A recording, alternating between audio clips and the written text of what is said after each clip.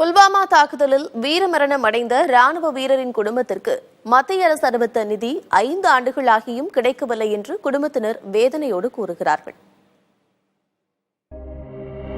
2019ஆம் ஆண்டு புல்வாமா தாக்குதலில் உயிரிழந்த 40 ராணுவ வீரர்களில் ஒருவர்தான் சிவச்சந்திரன்.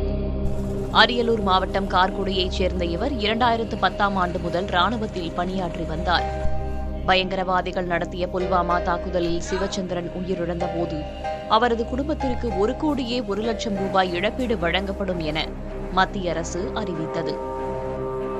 ஆனால் தாக்குதல் நடந்து 5 ஆண்டுகளாகியும் அந்த நிதி தங்களுக்கு கிடைக்கவில்லை என கவலைப்படுகின்றனர் சிவச்சந்திரனின் குடும்பத்தினர். வாய் பேச முடியாத சிவச்சந்திரனின் தங்கையும் வயதான தாய் தந்தையும் வருவாயின்றி சிரமத்திற்கு ஆளாகியுள்ளனர்.